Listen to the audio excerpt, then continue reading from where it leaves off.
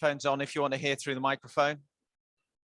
So if someone could give me a thumbs up if you can hear me through the microphone. Brilliant. Thank you very much. Okay, if we can then start. I'm James Jameson. I'm the chairman of the Local Government Association in England and Wales. For those of you who aren't familiar with the Local Government Association, we represent all councils in England, well, all bar 4. So that's some 330 councils across the UK. We're their representative body. And we also partner with many other local government associations across the country, across the world. I'll just introduce you to the panel. To my immediate left is David Renard, and he is chair of the Local Government Association's board that covers environment, transport, and place. Next to him is Joe Harris, who is the leader of the Liberal Democrat group on the Local Government Association. And at the far end, we have Marianne, who is the leader of the independent group on the Local Government Association. I should have mentioned that David is also leader of Swindon, Joe is leader of the Cotswolds, and Marianne is a councillor on North Kesteven and Lincolnshire County Council. We're expecting Nick Forbes, who is the leader of the Labour group at the LGA, to join us. He's been detained, unfortunately, and he is also leader of Newcastle City Council. I'm just going to do a few intros, then I'm going to pass to my 3 colleagues, hopefully 4 colleagues, and then we'll do a Q&A session. Councils are fundamental to achieving net zero. And even though we directly are only responsible in the UK for about 1% of emissions, we have significant influence over around about 1/3 of emissions to do with climate change. If you compare that to government, government is also around about 1/3, and about 1/3 is shared between us in terms of policy. So it is absolutely fundamental that local government and sub-national government is involved in anything to do with climate change. And I'll come to that in a minute. And it's why for the declaration, we would very much like to see the role of sub-national government clearly front and center. And the reason why it's so important is actually we're only going to get to zero if we do it at place. It's about where you live, it's about how you live, and it's about reducing carbon in the place that you live. And that's critical. And it's also about cultural, and it's about local decision makings and decisions that you make personally and our residents make personally. And that's what local government can influence. That is not going to be influenced by Washington or Whitehall or Canberra or Beijing. Just to give you some things about things that we can influence as local government, as an example, in the UK, local government spends about £60 billion every year. That is quite a significant sum in terms of influencing how corporations and businesses work. We do things, I'll just interrupt, Nick, welcome. We also collect something like 16 million tons of waste in the UK. How we deal with that, how we reduce that is really important. It's quite fascinating that we started collecting food waste a few years ago throughout the UK. Not only did that save food waste going to landfill, it actually changed people's way of buying food. And if I talk about central Bedfordshire, we found that after about 6 weeks, we had a 30% reduction in the amount of food waste. The fact that people were putting it into a receptacle reminded them how much extra they were buying that they didn't need to. And it's been calculated that in the UK, that has saved consumers £1 billion from not buying excess food and throwing it away. So just as an example, I'm now going to pass on to some of the frontline councils. So if I can pass on to David Renard first. David. Thank you very much, James, and good afternoon, everybody. As James said, my board covers economy, environment, housing and transport, and I've been asked to talk this afternoon specifically about transport and how we're going to decarbonise it. Local government is integral to this particular agenda, even though in most cases local authorities no longer run transport services. but we have a huge role to play. We need to embed transport decarbonisation principles into spatial planning and in transport policy making. And we can do that through documents such as the local plan. In my own authority, we're currently going through the process of getting a revised local plan ready for inspection.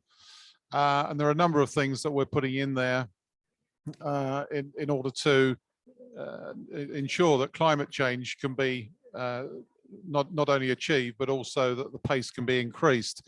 And allied to that, of course, is also local transport plans.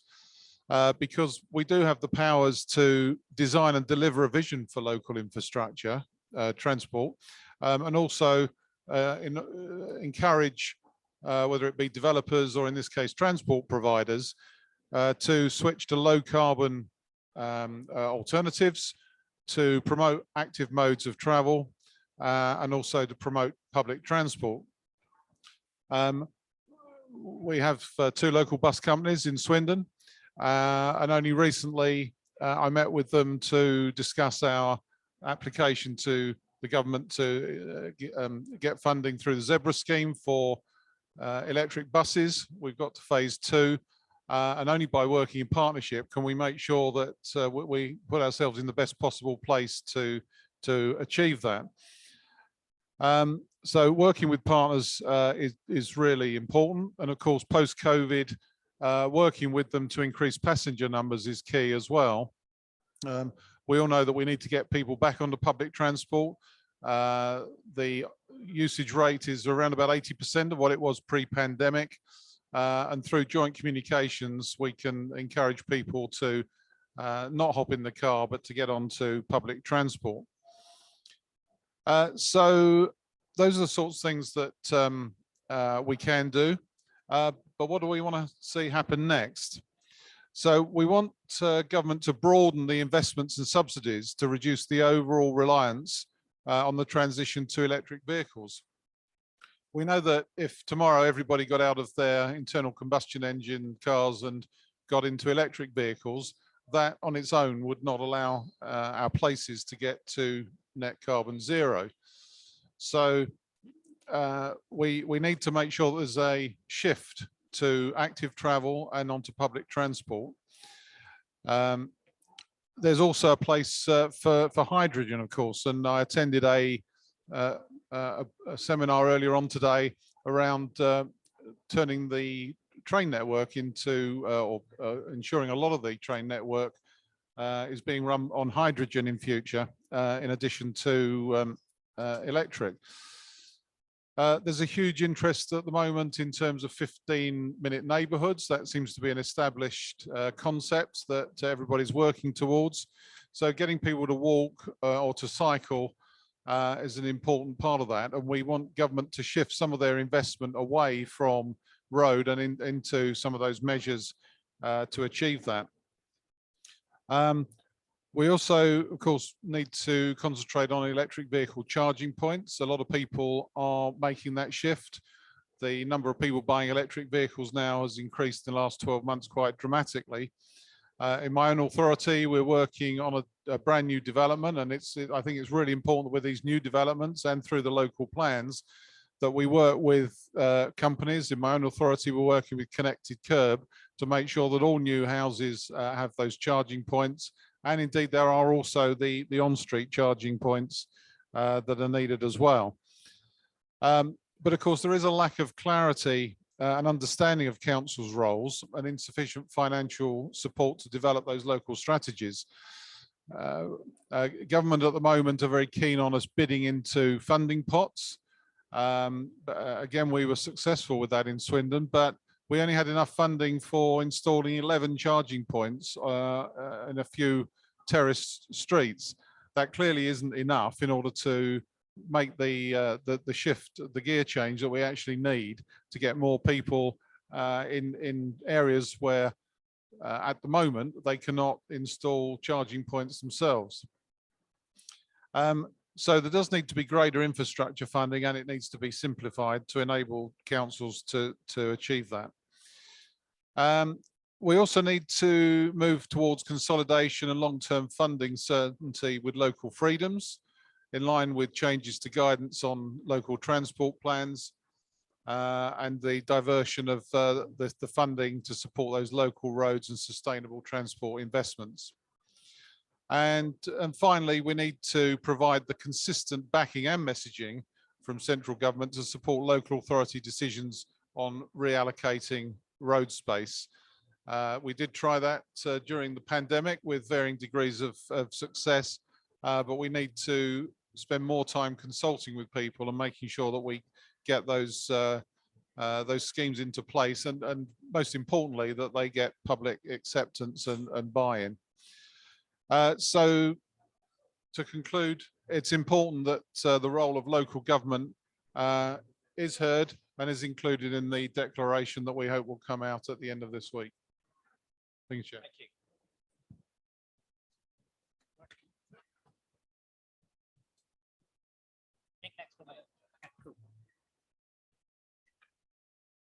Brilliant. Thank you all, and thank you for coming to come and listen to us. You know, surely the best offer of the day. Surely. But no, great to have you all with us. Councils are going to play. Councils and local government is going to play a critical part as we transition to a green economy, as we look to take advantages of the green recovery. COVID-19 has been dreadful, of course it has, but it also presents a real opportunity to do things differently. And I think coupled with this green revolution that is emerging, I think there is a tremendous opportunity to change the way we work, to change the type of jobs we have in our society in a very quick and a very rapid manner. And how can councils and local government help with that? Well, I think we know that councils and local government know their area the best. Unlike central government, we know our communities. I think to my area in the Cotswolds, a very unique rural area with huge potential with our natural landscape and indeed with the diverse communities we have. So, for example, we've got an opportunity to have a revolution when it comes to biodiversity, how we rewild, how we take advantage of the huge open space that we've got. So we've got thanks to the council's lobbying, a strategy to bring green growth, to bring green jobs into our area. A real opportunity to do that. I think when it comes to green skills, we've got to ensure that as part of the national strategy, green skills is embedded into that, and councils and local government have a huge role to play when it comes to investing in their colleges, in their schools. And when I say investing, I don't mean just in terms of funding, although funding of course will be welcome, but also that political will and that investment in people and guidance, because it's incredibly difficult to totally lost my train of thought, James. My sincere apologies. Can we just pass on to Nick just while I get my notes together? Marianne, sorry. Do you want to use the mobile one? Does that sound okay? Can you hear me? Great. Good afternoon, everybody. Great to see you. Thank you very much for coming to our session, and also to COP in particular.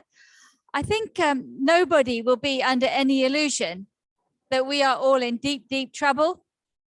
Even if all of the promises come good and all of the money that's been put forward is put in place, we will still fall short. So we need to get below that 1.5 degrees increase in temperature, in global temperatures. Otherwise, we have a very disastrous situation in front of us. We all have a role to play, and councils influence about a third of the emissions in our area. That's a big responsibility, and we have to really grasp the nettle and make the changes that are essential to get a better future. I've been asked to talk a bit about the planning system and the Environment Bill and so on. Planning is a critical opportunity for us because it means we can choose where to put what. So we could decide to have a 10% increase in tree cover. We could decide, like some other countries, that every garden, every piece of land has to have a 10% trees. We could decide that we want to make sure that everybody has all of the facilities within 15 minutes of where they live. Those are really big statements. If we could get that in place, we would transform what was happening. So what we want to make sure is that we can enable local people to actually live their lives in a properly sustainable way. So has the government helped us?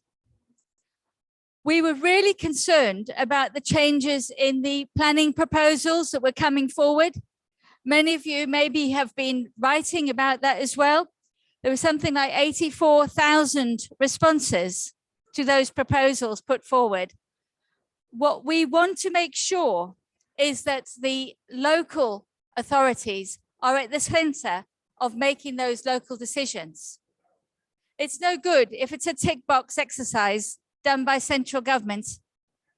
What will they decide for your backyard, for your village, for your community? Will it be in your interests? So I think it's absolutely vital that we do have local government staying at the heart of the new planning bills as they come through. Really pleased to see some improvements. The 17 sustainable SDGs, the sustainable initiatives are in place now and in our regulations. So we are asked to actually carry those through, which is great. The other thing that's quite powerful is some of the decision making that we need to change. For example, if we are giving decisions on planning applications, which we do, we have to fit with the national regulations, of course, which are laid out. Currently, we're looking for much more commitment to impact on climate change in those. So, for example, we had an oil well put forward for a new oil well put forward for an application a week and a half ago. So you're sitting on the planning committee and you're going to make a decision on that when we've heard all that we've heard about fossil fuels.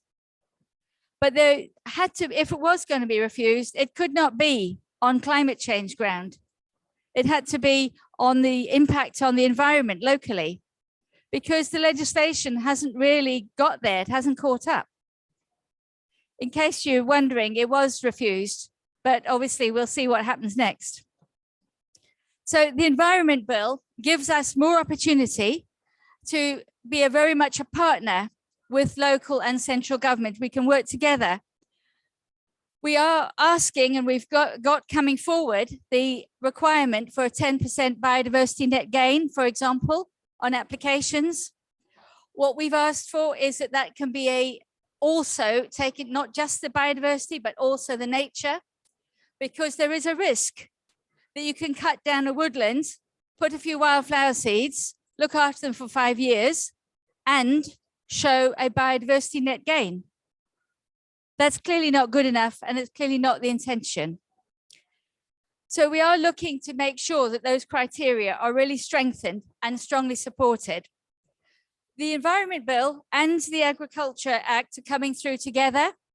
So we would like to see them quite well aligned so that farmers are properly able to put land aside for rewilding or for woodlands, whatever's necessary to improve our natural environment and hopefully to give public access.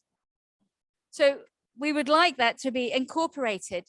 Many of you will know that farmers have been working with European funds. We've had some really excellent schemes, I have to say, that have helped the environment terrifically, where farmers have been encouraged to have mixed farms with animals as well as crops, to have big hedgerows and edges, to really encourage insects and wildlife, that funding is gone. So we are asking for replacements in the agriculture bill that are at least as good. We have yet to see how that goes. And lastly, because I think I'm probably running out of time, is about the waste reform proposals. And I think we already had a very good example from my colleague. But we're talking a lot about waste reduction. What we actually need is no waste. We need to waste nothing. We all know the picture of our globe and the little strip of the environment. There is nothing, nowhere else for things to go. You can't send it off into outer space or carbon dioxide off or anything else. So we have to make sure that we are using what is on this environment, what is on this planet. So when we produce something, we call it waste. That's got to stop. That waste has got to have a new use that it goes through and is put to again. And so this is very much about, we want it determined locally. We want to make sure that, again, local government is at the heart of making the local decisions that affect residents to whom we are so directly answerable. Thank you.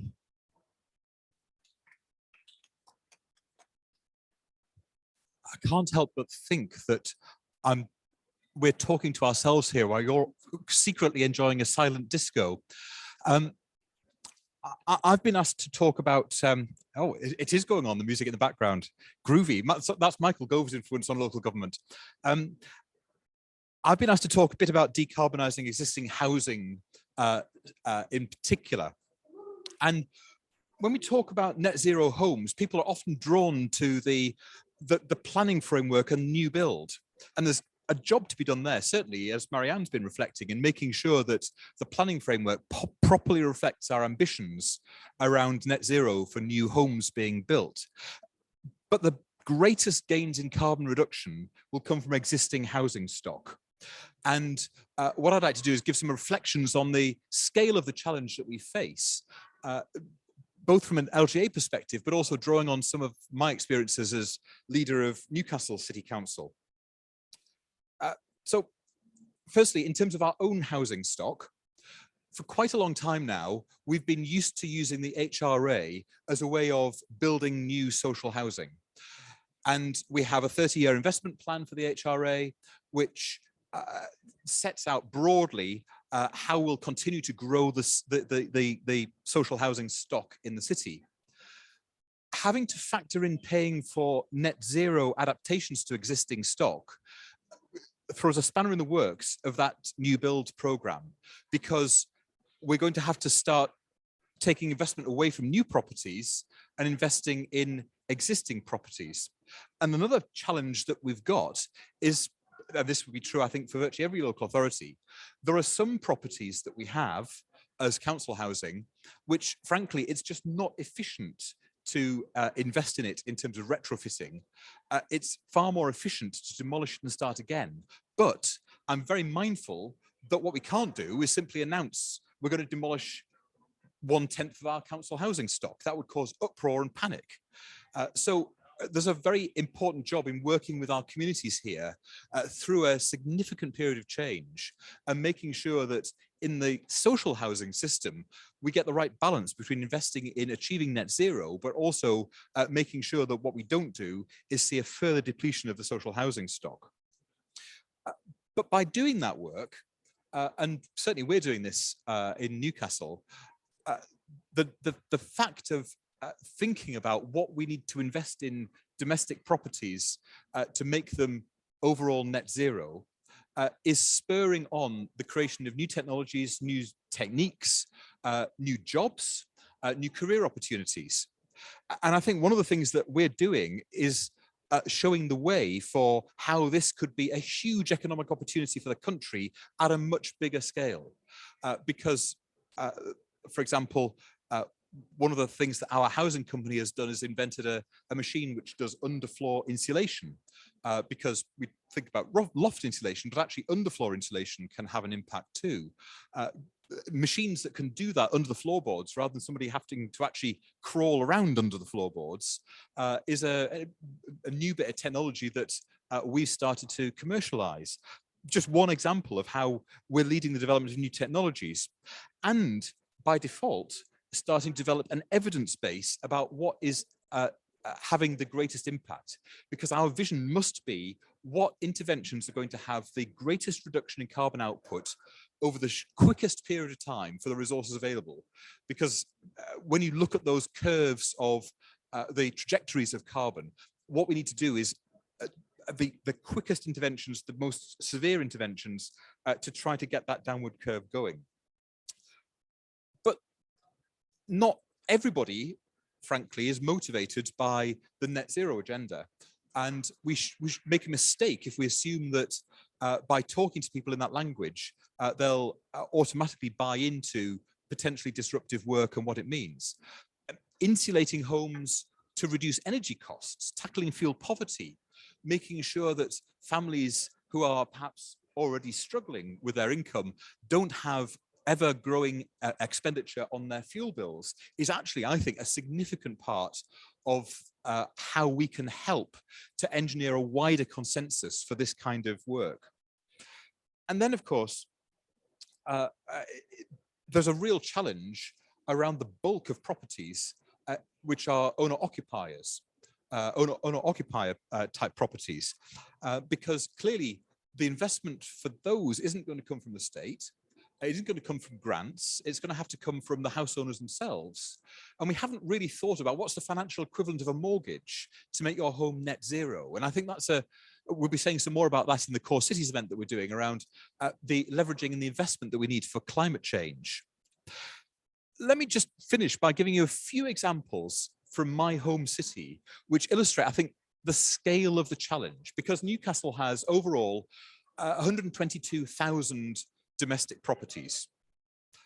So far, we've been one of the most successful councils in the country in getting money out of government to invest in air source heat pumps, and we fitted 306. So there's still 121,500 to go. And one of the issues around ground source and air source heat pumps is that they're not suitable for all types of property. And there's a real issue around potentially increasing inequalities if we only fit them in the houses that have the kind of space around them that allow them to be fitted. We piloted new smart electronic storage heating in 30 properties. So clearly a long way to go there.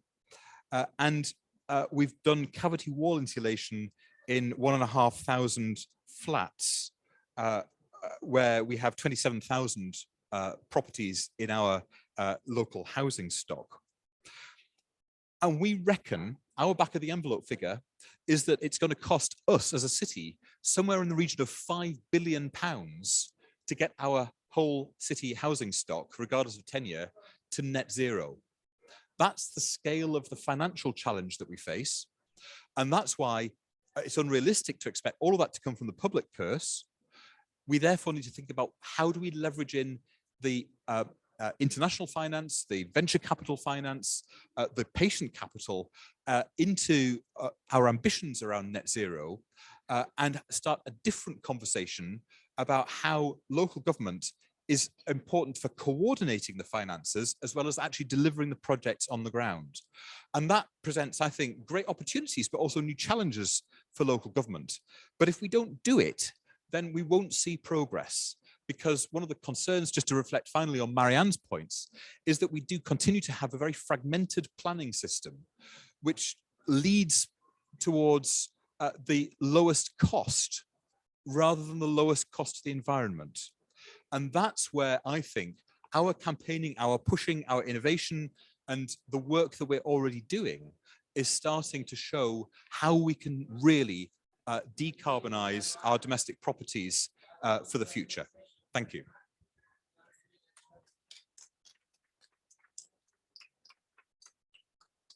Thank you very much. If we can now open up for questions. It looks like, by the way, Joe had a bit of a dizzy turn, but he seems to be okay, just if anyone was concerned. So I'm very pleased about that. Any questions for any of the panel?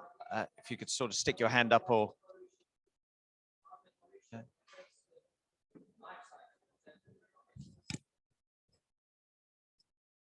Hi, thank you, James. Hi, really inspired by all the councillors speaking. I cannot hear myself. I have taken that off. Hi, yes, very much inspired by your talks. I'm Wei Yang, president of the Royal Town Planning Institute. So as a planner, I really want to ask how you see planning can support the local authority to deliver a zero carbon agenda.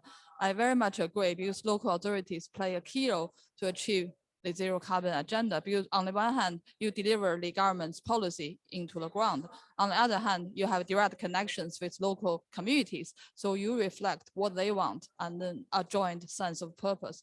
So really how planning can support you. I very much agree your point. Planning, if it's very fragmented, I think there was a full potential planning profession can be unlocked. So how you see local authorities can help, or how planners can help you to hold hands together to achieve the shared vision. Thank you. Thank you very much for that question. I'm going to first of all agree with you and say I think planning is very, very important, and there's a really big opportunity there. I know that Marion spoke on planning, so I'm going to ask David and Nick to comment first and then end up back with Marianne. Thank you for the question, Wei. I touched in my introductory remarks around the local plan and local transport plan. And I think it's really important that as authorities go through that process and put them before the inspector, that they resist calls from certain organizations to who are trying to push back on the climate change agenda. So we're very keen, and all the authorities should be keen to ensure that the right measures are in place. Marianne talked about biodiversity net gain, which has got to go in. Clearly, ensuring that the houses are carbon net zero as well has to be in there, as well as the EV infrastructure. So all that's got to be in there, but we've also got to resist the pushback from some developers and perhaps others that for purely commercial reasons and short-term gain, that what we need to achieve is not watered down. So I think as local authorities, we can do that and we should do that. But we need to work with the development industry, coming to your point, and we need the support from good developers, positive, proactive developers who want to do the right thing to make sure that those local plans are robust and supported. Thanks, Nick. A couple of further thoughts. I have to take that off, otherwise I hear myself 2 seconds later. A couple of further thoughts to, in addition to David's points. Firstly, one of the issues that we have is the local development framework is renewed for every local authority roughly every 10 years or so, which means that it actually quite quickly gets out of date. And what you see is the time lag between planning permissions being granted under the framework and the build out happening, increasing to some, in some cases 5, 6, 7 years, which means that new technologies, new developments that could have an impact aren't included in those new builds. And I think that's a lost opportunity for us. So one of the things I'd like to see is greater flexibility to ensure that as new builds are, new homes are built, they do comply with the latest technologies. They have they comply with the latest standards rather than the ones that were considered acceptable 10 years ago, because 10 years is quite a long time in planning terms. The other thing is, I think as a local authority leader, the two biggest things that generate anger, campaigns, petitions, community groups, all of that kind of stuff are controversial planning applications and changes to your transport system. And one of the things that I think we need to continue to do is explain to people what the benefits of doing this are longer term, because otherwise we're in perhaps a bit of danger of councils being set up against their communities for trying to lead change. And it's not easy building a consensus for change. It's not always something that can be done just by directly elected politicians. And my goodness, I think we could all demonstrate the scars that we've had from various campaigns over the years. Just look at, for example, in COVID, the cycle lanes that many councils put in that were met with fierce hostility and resistance from some parts of the local community. And it feels to me that we have to hold our nerve when it comes to these kind of changes, and not just present it as a computer or council says no approach to our communities when they do raise concerns about potential changes, but think more broadly about the wider benefits in terms of health, cleaner air, creation of jobs, and so that we're presenting climate change and our actions on climate change as a positive benefit. Because the concern that I've got politically about many people's perceptions of climate change is that people think that dealing with climate change is stopping people doing things that they enjoy doing. And I think we have a responsibility at a local level to reframe it as creating opportunities for the future as well as protecting the planet. And that's why I think the planning frameworks, very finally, I don't often say this, but I do think we need a national level of prescription around ensuring that all local development frameworks lead us towards net zero in a particular time. How that's done should be a matter for local determination. But I do think that we need to make sure that our planning vision and policies at a local level are aligned with the government policy around net zero at a national level, because we're quite quick to criticize government when it doesn't join up its own agenda, but we've got to make sure that we've got our own house in order when it comes to ensuring across the board we're committed to net zero. Thank you very much. It does have to be local, and it does have to be that we bring people along with us. And that is often the difficulty, I accept. Planning has to be something that we do with local authorities, not done to. A lot of people don't realize that the local plan is done 10 years in advance. They can't understand why aren't they listening to me about this application here? Actually, the decision was made probably 8 years ago, and that's why. And it's about helping people to recognize, to get involved in those early stages of local plans. And I think that's a place where it could help.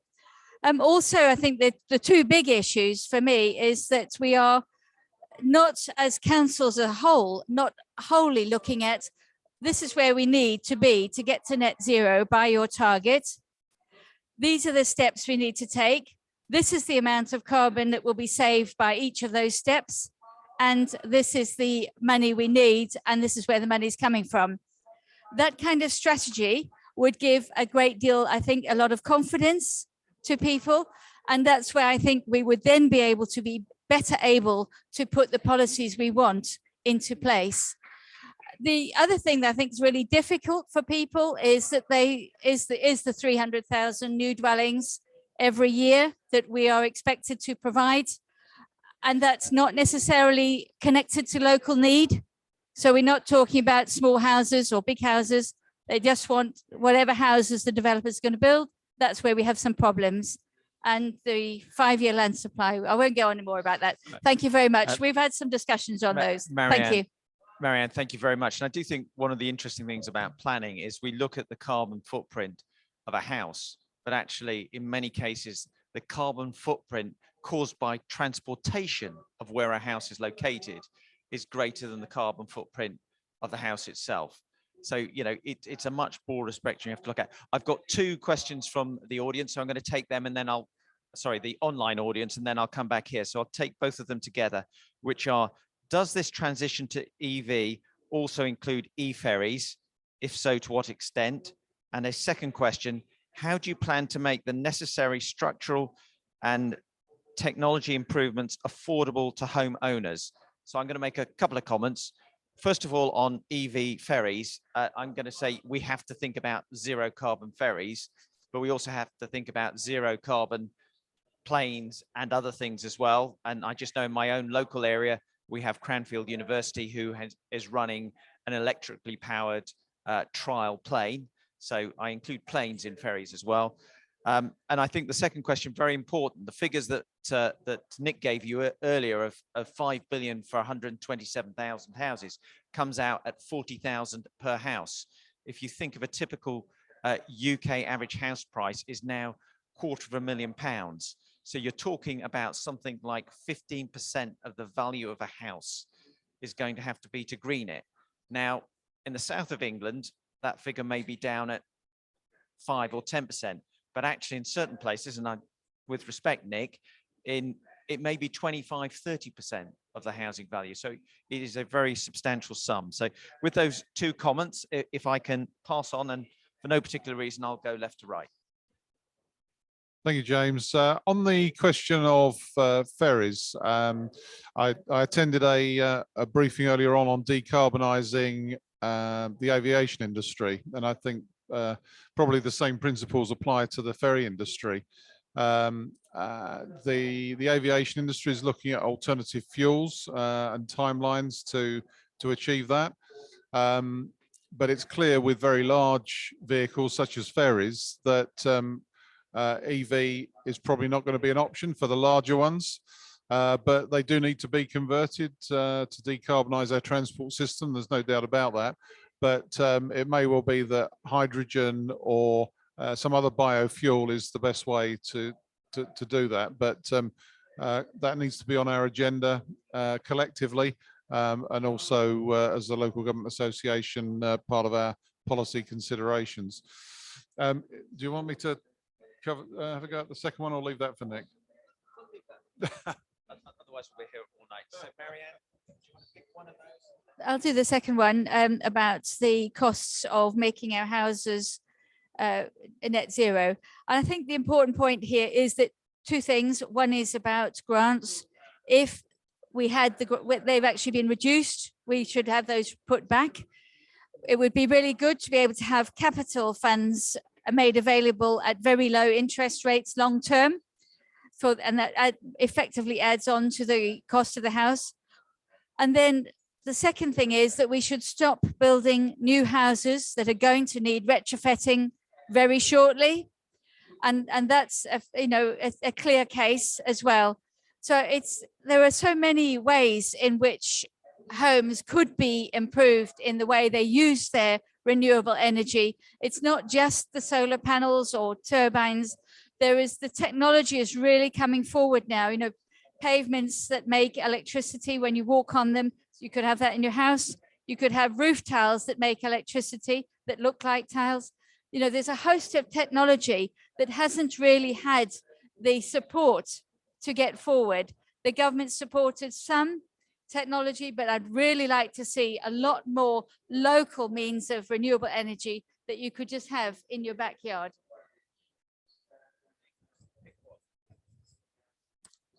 I'm going to say something controversial. Ferries and net zero ferries, it's not unimportant, but we shouldn't obsess around it, because 56% of the carbon from the transport system comes from private motor vehicles. Actually, the bigger prize for us is in getting people to reduce their car journeys. If people, we had a presentation last night at our cabinet meeting. If people took in Newcastle 6 more bus journeys a year, then we could save the equivalent of the entire production of carbon that the public transport system creates through the drop off in car usage.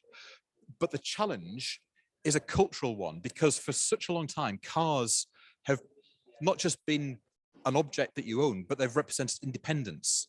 And what we're careful of making sure we don't do is say to people that, in code, by asking you not to use your car, we're asking you to give up some of your independence. It's really important that we find the right language and the right incentives to encourage people to use different types of transport, particularly buses, because outside of London, my city has some of the highest bus fares in the UK. And I genuinely think affordable bus fares and reliable bus routes are probably the biggest single thing that would encourage us a modal shift away from cars. And that is the thing that will give us the greatest reduction in carbon output from the transport system in the shortest period of time. So ferries aren't unimportant, but reducing car usage is much more important. Thank you very much. I'm going to take 3 questions from the floor here, and then we will come back again. So I've got that gentleman there, and sorry, is it the lady? Right, sorry, the lady behind you and the lady in the middle. And I will come to you eventually. So start there. Thank you. It's a bit strange taking your headphones off and speaking into the mic. Thanks for the interesting presentation. So I'm just wondering if you could comment on some of the innovative ways that you're engaging with your local communities and improving local democracy and participation, particularly around climate change, because I think we still have some major challenges in that space. I'm from Aberdeen in Scotland, and we have some challenges across the board, I think, in how we get people participating actively in local climate change actions and activities.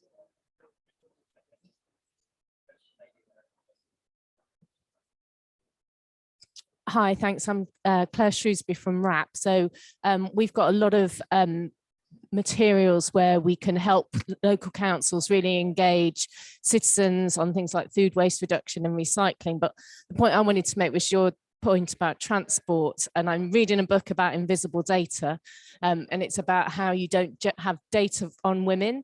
So if you're trying to encourage more use of public transport, you've got to make sure that you speak to women and vulnerable groups and make sure that what you're building and putting into place is acceptable for them, because your point about independence, it's also about vulnerability and safety. So that's a really important thing for us to do.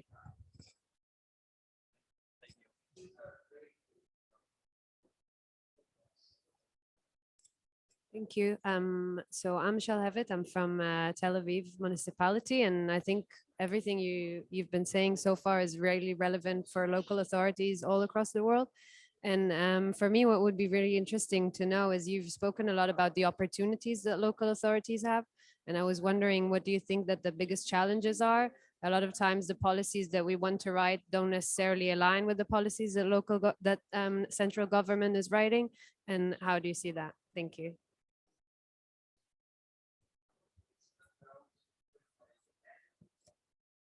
Right. Okay. I'm going to allow people to choose which question they would like to ask, and I'm going to start with Nick at the far end, and then David gets the short straw.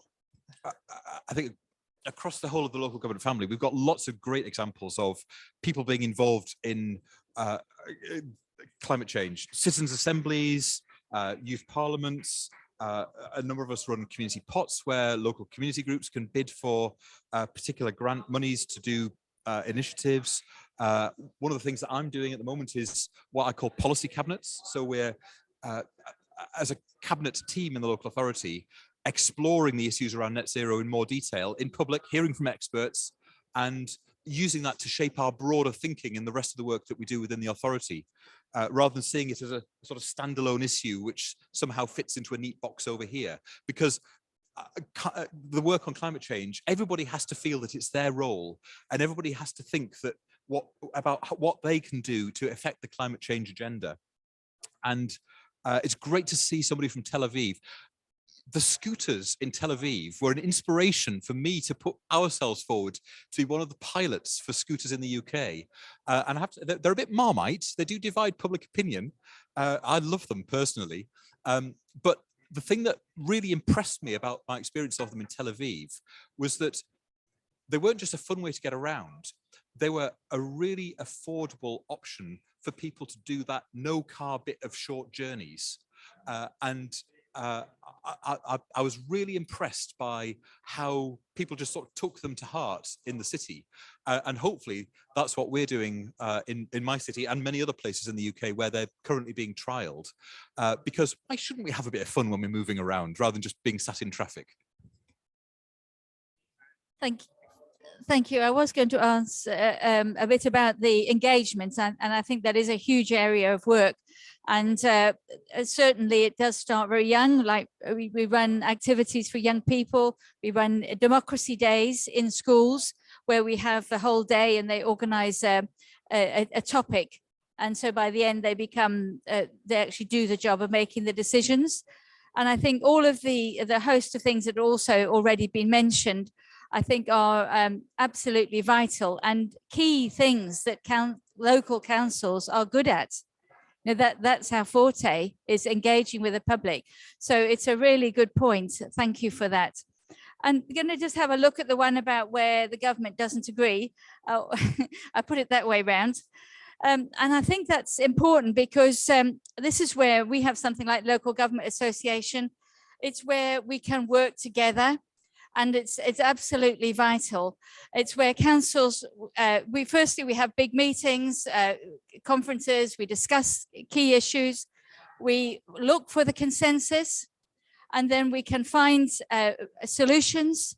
So together we can create alternative and innovative solutions that are attractive to government.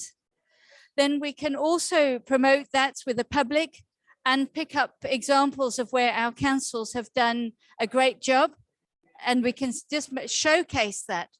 And it just demonstrates that we do have those solutions and that they work. And then the next part is working cross-party with governments to discuss the issues.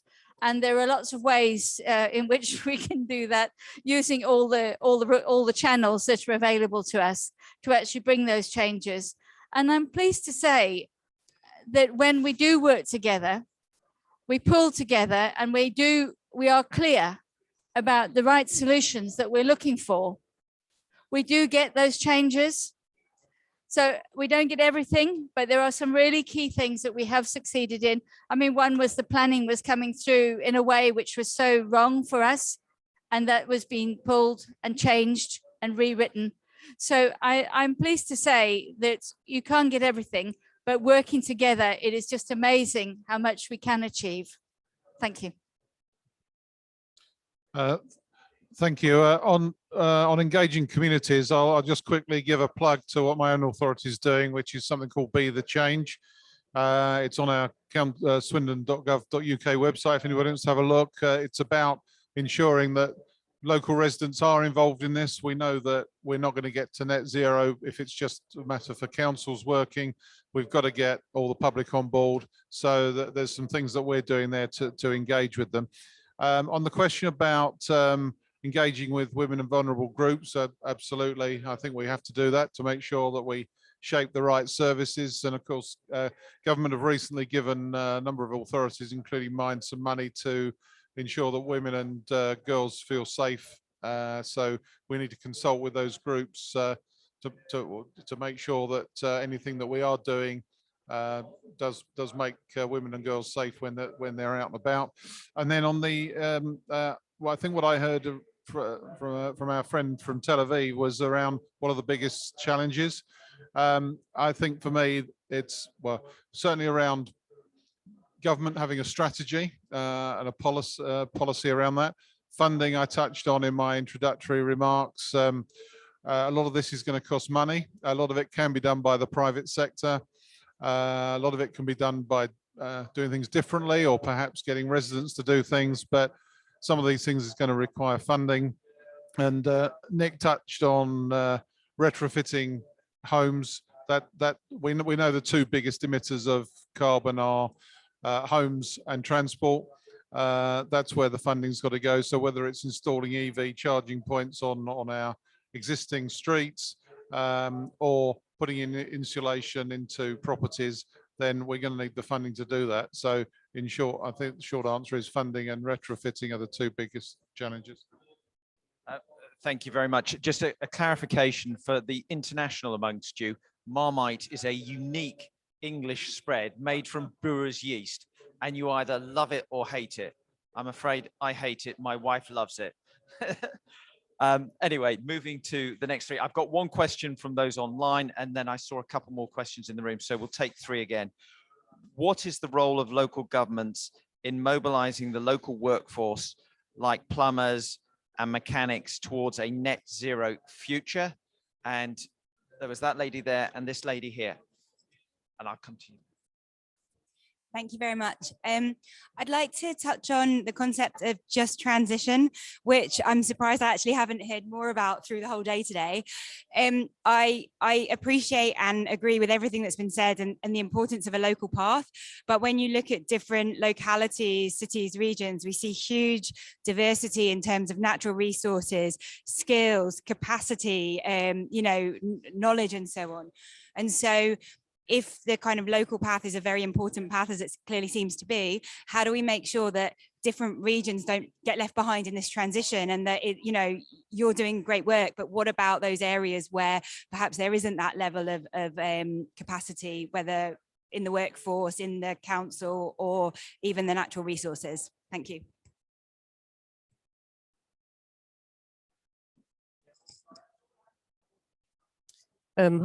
Hi, this is Ursula Eicher from Montreal, Canada.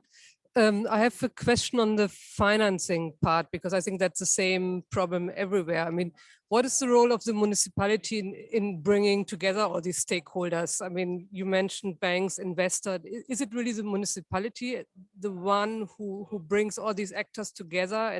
And how about the private homeowners representatives? I mean, it's a big task, and I wonder what the best strategy is to organize that finance, or is it more a sort of provincial government or national government task? I'm going to take this off. Right. Thank you very much. Again, I'm going to ask the panel. I'm going the other way around this time. David. Thank you. So involving the local workforce, I think that's a really interesting question, actually. Certainly as a local authority, I think it's relatively easy for us to engage our workforce through internal messaging. And of course, when we're converting vehicles to electric or making other changes within the council, that sends a message. We can also do it through procurement, I think, ensuring that any contractors that we appoint as a local authority have the necessary climate change credentials. And then there's just that wider engagement with the community that we talked about earlier on. In terms of the levelling up agenda, I think that's on all of our minds at the moment. How are we going to do that? Skills is the number one thing. I think I agree with that. We've got to make sure that our young people are suitably educated and qualified and ready to take the jobs of the future, possibly the jobs that don't even exist yet. That probably is the biggest challenge, and ensuring that we support their aspiration. All right, okay. We're going to split them up a bit. All right. Thank you. Picking up the point about the inequalities, I think is important. We did look at some research that I was just got advised on earlier, and 25% of children in disadvantaged urban areas had less than one opportunity per month to go into a park. And that is shocking, because it's so important for us, for our souls, if you like, and for our understanding and appreciation of the planet and our care, to actually be in touch with it.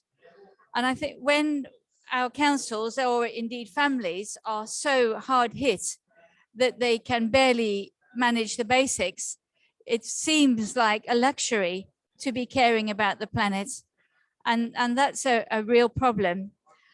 And there is a lot that we can do, both individually and our communities, and indeed through our councils, to make sure that we are picking up young people in all spheres and giving them the opportunities that they deserve and need. And there isn't any reason why we shouldn't do that. Why not? Of course we must do that. Where we have different areas as a whole, again, we do have means of putting extra support into certain aspects if they need, and that we can do. We have also tried to do a fairer system of the finance allocated from central government, because, as you know, we all pay our income tax just the same, but the amount that comes back for local spend has reduced significantly in the past and barely recovered. but also it means that the distribution isn't as we would like it to be. So we have worked on that too, and we await solutions. And then the government, of course, has the Levelling Up Fund, which I don't think I'm going to talk about because that will get me into trouble, no doubt. So I think with that, I'm going to pass on to Nick. Just on the skills, by the way, most of our combined authorities, mayoral combined authorities, now have devolved education budgets. And that's actually quite an important way of starting to reshape what's been controlled nationally around local needs and circumstances. And certainly in my part of the world, we are redesigning adult education programs to do exactly what you talked about, encouraging more people to take up those kind of professions. And that's just one example, one practical example of how devolution can actually use public money more effectively and more efficiently than central government can. And on the just transition, one of the things that we do in my authority around any major policy change is an equality impact assessment across a range of protected characteristics so that we can fully understand and be aware that we're not inadvertently deepening inequalities that already exist. And I think that's a model that used to be pretty common in local government up until 2010, and then it was scrapped. And I think it's a shame we've lost that discipline because actually there's a lot of talk now about levelling up, but we could have done quite a lot of that in place if we'd had a mind to how we were going to continue to close the gap. And the point around finance is not that it's for local government to take on the finance and take on the responsibility. I don't think that would be a risk that any local authority would be prepared to take. What we're doing is we're identifying the gaps in the financial system that we're going to need in order to leverage in the scale of funding that is necessary across a whole range of interventions and sectors and organizations, and making proposals to government for new financial goods and services, new products and new financial instruments. And that's the report that we'll be launching tomorrow, because it's a bit surprising that there's not a huge amount of thinking nationally going on around this. So local government has kind of stepped forward and started to do that policy thinking for ourselves. Thank you. I mean, I was just going to come with a couple of other comments on financing. One might argue that it's not the role of local government to sort out financing. I would argue the opposite, which is I haven't got time to wait for national government. So we need to start that process. And there are things that we can do at a local level, and we do them constantly, which are innovative and are local and demonstrate that it can be done, but can then be national. That does, however, link to one of the questions that earlier said is, where are the barriers that are national? And there are quite clearly some barriers at the national level that we need to address. So for instance, if we are going to have zero carbon homes and electric cars, so that means a heat pump, that means an electric stove, an electric hob, and EV charging, you'll all of a sudden find that your grid, electric grid, is way over the top. And in many instances, you will need three-phase electricity. There are things we can do locally, but that is a problem that we really need to partner with government. And there are plenty of instances of that. So, you know, there is always going to be this mix, but the opportunity is for local government to lead. Now, I had another question from the gentleman at the back. And were there any other people in the audience that wanted a question asked? I'm sure there will be somebody. Oh, and the lady there. So gentleman at the back and then the lady here. Somebody needs to grab the mic. Thanks very much, Eamon. Do you want to take the lady first and then? Oh,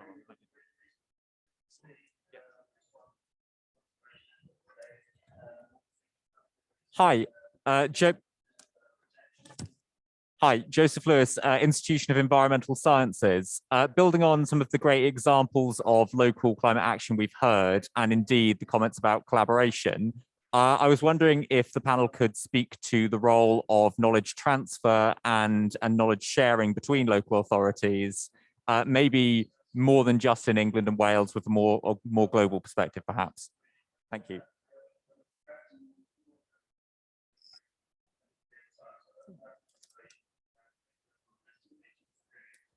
Hi, I'm from the, I think, Israeli equivalent of local government association, at least for the major cities. I'd like to follow up on your comments on this side of the panel regarding the time gap between planning and, I'm not sure if you meant permits or execution. Do you have any suggested solutions or strategies to solve that gap? It's an issue we're also dealing with, and really things are going much faster in terms of climate policies than our plans 10 years ago could even catch up with. Thank you very much. So I'll take those couple of questions. It is a perfect opportunity to plug the Local Government Association. So I'm going to do it as chairman. The Local Government Association in the UK does things called peer reviews and knowledge sharing. We do it on everything. And I think we maintain a very strong view. For most things that you have, someone else has already faced that problem or dealt with it. And it's how can we share that? So I think the Local Government Association, which covers England and Wales, does a huge amount of peer reviews, knowledge sharing, network events. And we were interestingly chatting today about doing that stuff on a broader basis.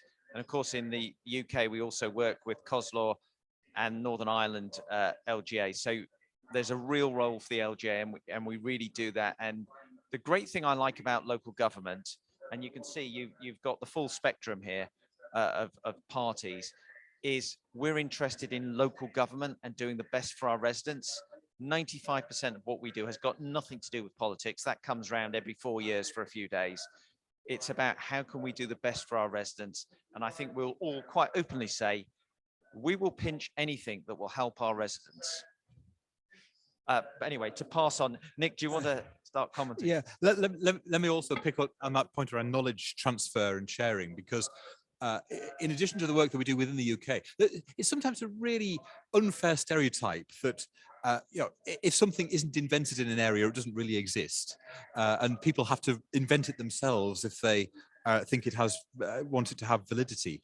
I just genuinely don't think that's true in local government today. In fact, what we've been doing around, particularly around the climate change agenda, is putting together the evidence base nationally around what interventions work, and we've started to build up that evidence base.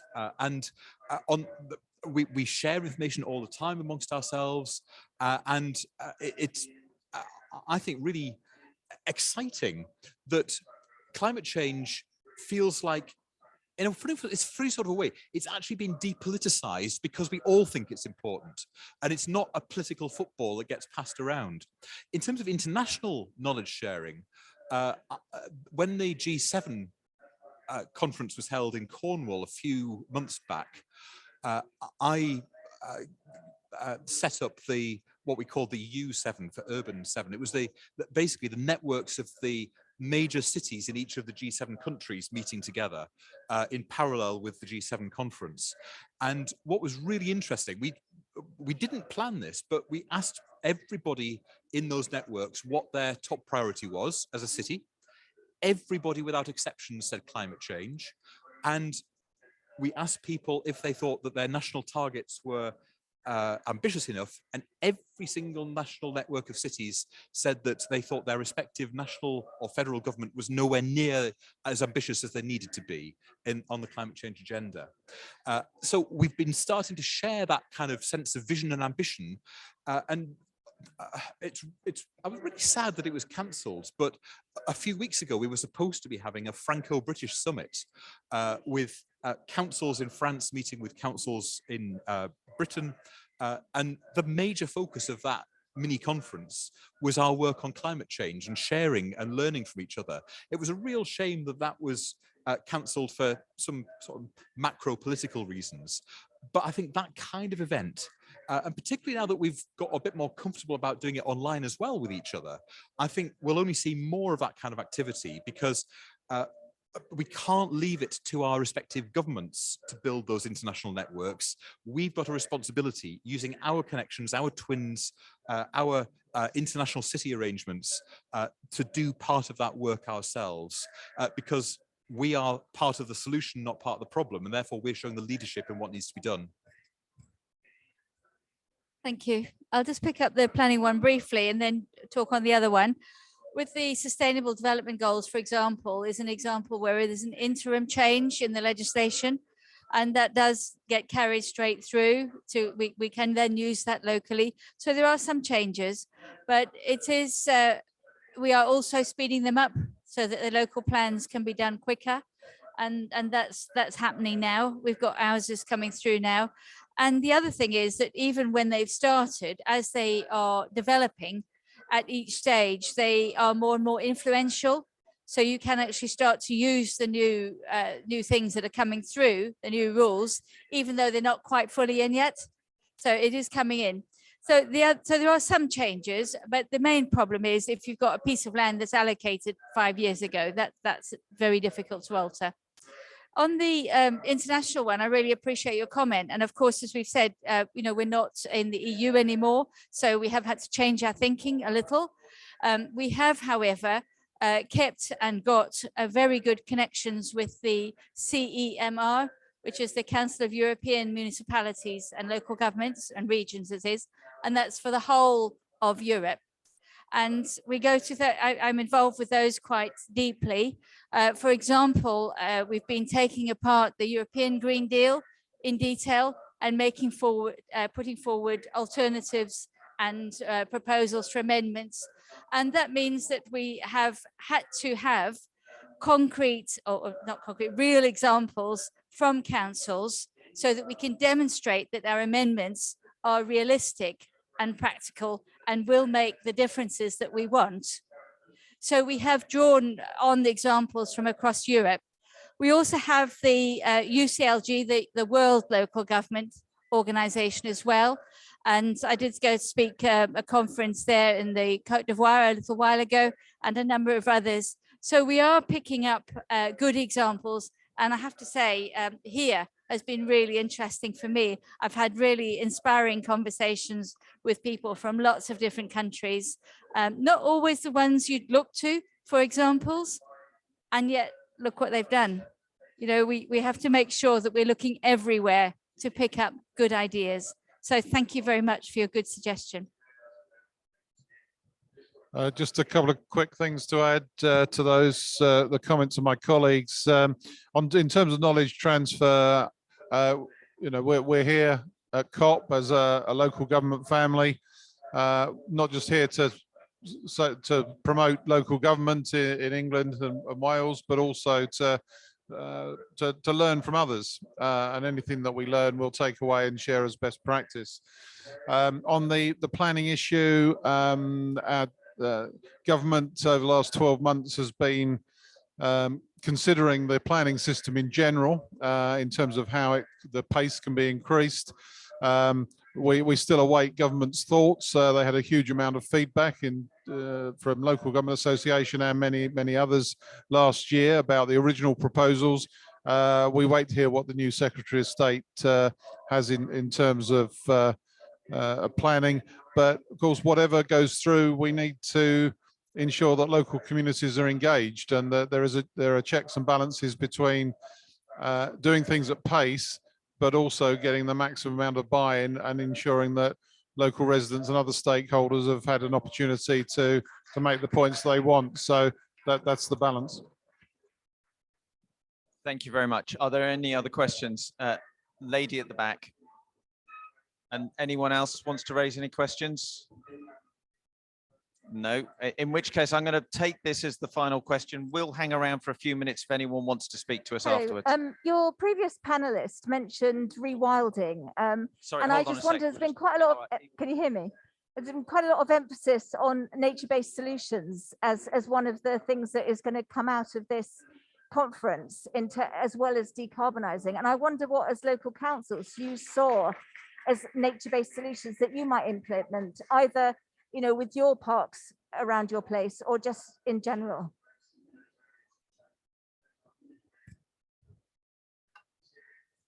I mean, that's a very wide-ranging question, but a very important question. You mentioned parks.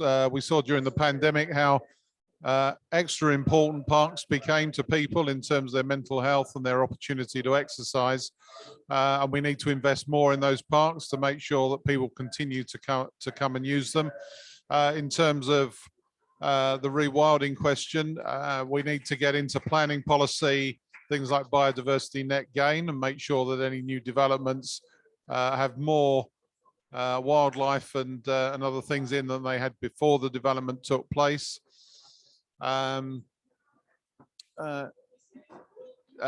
Tree planting is a key thing. We've got next year the Queen's Green Canopy program as an example. All local councils need to get on and encourage planting of more trees. So I think that there's a very long list of things that we need to be getting on with. Not all necessarily done by councils. A lot of them can be done by developers, volunteers, etc. But hugely important. Thank you. Tree planting is obviously everybody's first port of call. I have a bit of I don't really like to see vast quantities of plastic, which is what we seem to end up with, and a few little twigs inside.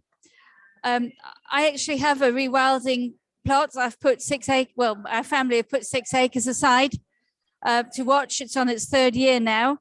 And it's interesting to see that it's creating a different kind of wild community, different kind of natural community. The foresters don't like it because they say that if you plant lots of trees close together, they grow taller and straighter. I'm not interested in that. I actually want a wild area that has its own natural community. And indeed, the proof is in the pudding, because we actually had a family of kestrels, and for the first time they were able to rear 5 young. And I don't know if you know kestrels, but to rear 5 young is a lot. That needs a lot of food, and that told me that that area has done really well. And so I think I'm a keen supporter, but I can see that the public need bringing along. I was talking with the Welsh minister the other day about it, and they are quite concerned about a public backlash, because we've traditionally had our farming, you know, a wheat crop looks like this and nothing else till you get to the hedge, which looks like that. And of course, people talk about, they don't necessarily recognize that a good environment is not necessarily a very tidy one.